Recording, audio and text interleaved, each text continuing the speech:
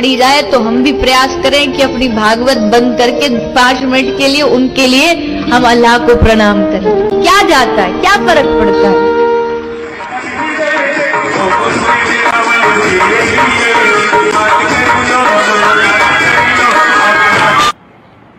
और आज बरसों के बाद जब आपको अपनी अस्मिता, अपने पूर्वज, अपने संस्कार और अपने धर्म के प्रति एक चेतना जागृत हो रही है तो भ्रम फैलाया जा रहा है।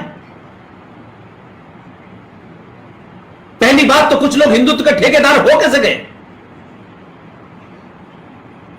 ये कथा बांचने वाले लोगों ने हमको ज्ञान देना शुरू कर दिया। ये उनकी निजी राय हो सकती है। हमारे इमोशंस, हमारी संवेदनाओं को जिस तरीके से आपने उसका दोहन किया, हम आपका सम्मान, आपको उस आसन पर इसलिए बैठे देखना चाहते हैं कि आप सनातन की बात कर रहे हैं, आप धर्म की बात कर रहे हैं, आप राजनीतिक लोग नहीं हैं। आपको यह नहीं बताना है कि मौला रे मौला क्या है और अली क्या है। यह ज्ञान देना है तो गेरुआ बस का चोला छोड़े और सफेद कपड़े पहने और बात करें समाज में। हमारी आपके साथ भावनाएं जुड़ी हुई हैं। आप हमारी भावनाओं पर चढ़कर के गद्दी के इतने बड़े उस पर पीठ में बैठेंगे और वहां बैठ करके ज्ञान देंगे कि इसमें क्या फर्क चल रहा है। यह आपकी निजी राय नहीं हो सकती।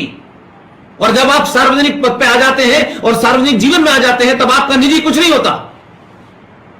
यह पाखंड नहीं चलेगा। यह हमारा निजी जीवन है और यह हमारा सार्वजनिक जीवन है। कौन लोग हैं जो इस देश के अंदर इस तरीके का फ्रॉड फैलाने पे लगे हुए हैं। इसलिए मैं बार बार कहता हूं, आप कुछ लोगों को दुश्मन माने, लेकिन दुश्मन आपके अंदर बैठा हुआ है, आपकी सोच में, आपके विचार में, आपके आचार में है, आपके बिहेवियर में है। हजारों साल की गुलामी ने आपको कमजोर कर दिया, लेकिन पिछली 4 जनरेशन इस गुलामी की तरफ नहीं देखना चाहती। वो आज में जीना चाहती हैं और आज के मसले आज के हिसाब से तय करना चाहती है। आज का युवा ये सवाल पूछता है, भाई मेरा बाप सबसे ज्यादा टैक्स देता है, मेरी मां इनकम टैक्स देती है, हम बिजली का बिल भरते हैं, पानी का बिल भरते हैं, लेकिन 30 करोड़ लोग इस देश में ना बिजली का बिल भरने को तैयार है, ना पानी का बिल तो तैयार है, और इस देश में आग लगा देंगे, बरसे तोड़ देंगे, स्टेशन जला देंगे। भाई ये क्या मतलब है। हमारी सब्सिडी से लोग हज भी करने जाएंगे, हमारी सब्सिडी से लोगों को खाना भी मिलेगा, गैस भी मिलेगी। भाई ये कब तक चलेगा। तो ये झूठ और पाखंड 21वीं सदी का युवा मानने के लिए तैयार नहीं है। इसलिए बात तथ्यों पे होगी, और जिसको ये तथ्य पसंद नहीं आते, जिनको इन तथ्यों से परेशानी होती है, वो फिर हमारे साथ नहीं है और हम उनके साथ नहीं है। अगर इस देश में जफरुल इस्लाम जैसा ब्यूरोक्रेट संवैधानिक पद पर बैठने के बाद, अगर उपराष्ट्रपति के पद पर बैठने वाला हामिद अंसारी मरदूद, मुनाफिक, मक्कार, दंगाई, जिहादी भारत के संविधान के उच्च पद पर बैठता है और पद से उतरते ही कहता है कि मुसलमान डरे हुए हैं, तो दिल्ली का माइनॉरिटी कमीशन का चेयरमैन जो पढ़ा लिखा है, ब्यूरोक्रेट है, ये किसके एजेंडे पे काम कर रहे हैं। क्योंकि हिंदू न चीजों को पढ़ता है, न पढ़ के उनकी एनालिसिस करता है। तो जो लोग बिना तथ्यों के अपनी भावनाओं पे कोई नैरेटिव बना लेते हैं, ये उन्हीं के बनाए नैरेटिव हैं। हिंदू मुस्लिम भाई भाई, गंगा जमुना तहजीब, हमारे पुरखे तुम्हारे पुरखे। यह कायरता की निशानी है कि आप सच बोलने से डरते हैं और आप किसी को खुश करने के लिए अपना तिलक बंद कर देते हैं, चुटिया बंद कर देते हैं, धोती बंद कर देते हैं कि नहीं हमें सबका दिल जीतना है। तो दिल तो इस देश में, इसी देश के इतिहास ने, पृथ्वीराज चौहान ने भी 16 बार दिल जीता था। भाई किसने नहीं जीता था। गुरु गोविंद सिंह ने भी जीता था। यह दिल जीतने की ख्वाहिश जिनको है उनको रहे, लेकिन अब जिनको इस देश में रहना है उन्हें इस देश की मेजॉरिटी का दिल जीतना है, और जब तक मेजॉरिटी संतुष्ट नहीं होती यह देश नॉर्मल नहीं रहेगा। एक देश में एक खुलेआम गुंडागर्दी करेगा, एक पार्लियामेंट में गुंडागर्दी करेगा कि भरे पार्लियामेंट के अंदर सत्र के अंत में जब वंदे मातरम हो रहा होगा, एक जिहादी एंटी मुस्लिम एंटी हिंदू संबल का एमपी शफीकुर रहमान बख्श सबके सामने खड़े होकर निकल के चला जाएगा लोकसभा से कि मेरा वंदे मातरम में यकीन नहीं है। अगर तुम्हारा वंदे मातरम में यकीन नहीं है, जो भारत के संविधान का हिस्सा है और पार्लियामेंट के अंदर वो बचता है, तो फिर तुम्हें इस पार्लियामेंट में बैठने का भी तुम्हें हक नहीं है। इसलिए हम मेजॉरिटी में हैं, हमने अपने कभी मेजॉरिटी होने का ना घमंड किया ना दम भरा, लेकिन हम मेजॉरिटी में हैं इसलिए हम पिटने के लिए नहीं बने हैं। हम मेजॉरिटी में हैं इसलिए कायर बनने के लिए नहीं बने हैं। हम मेजॉरिटी में हैं तो हम सच बात नहीं कहेंगे। हमें मालदा में डराओगे, हमें कश्मीर से मार के निकाल दोगे, हमें कैराना में डराओगे, हमें संबल में, मेरठ में, मुरादाबाद में, अलीगढ़ में, आजमगढ़ में, सब जगह तुम हमारी हत्याएं करोगे, लेकिन हम मेजॉरिटी में हैं इसलिए हमें नहीं कुछ कहना चाहिए।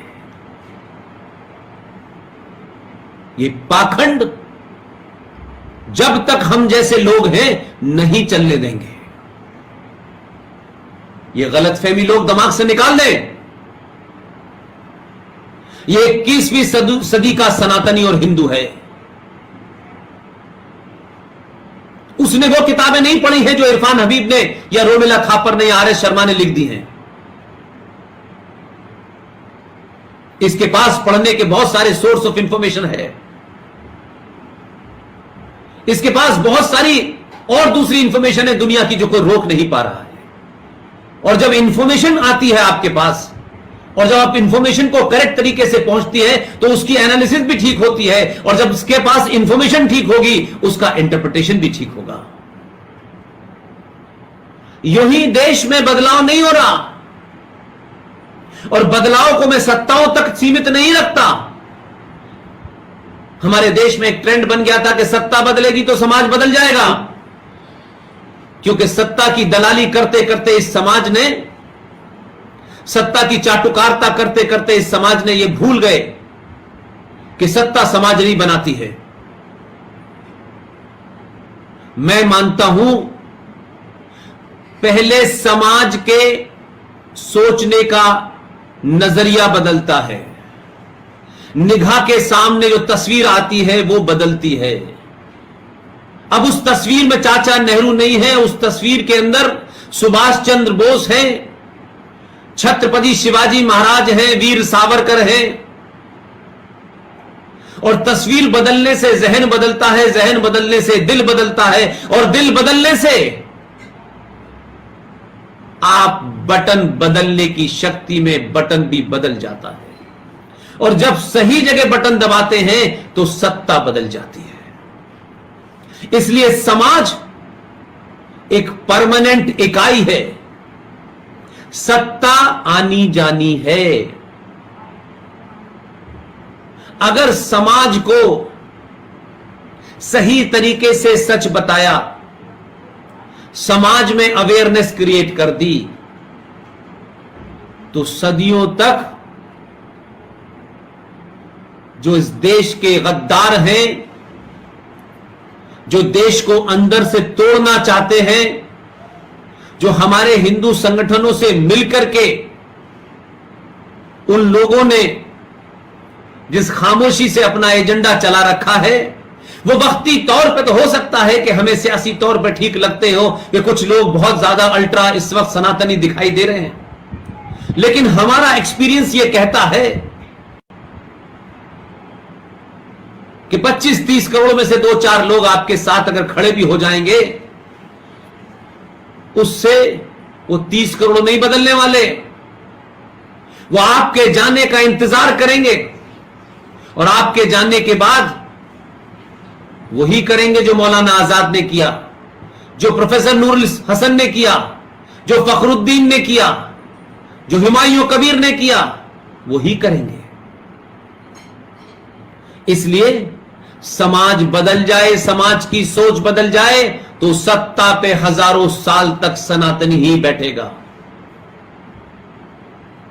इसलिए सत्ता एक बार बदली, दो बार बदली से काम नहीं चलेगा।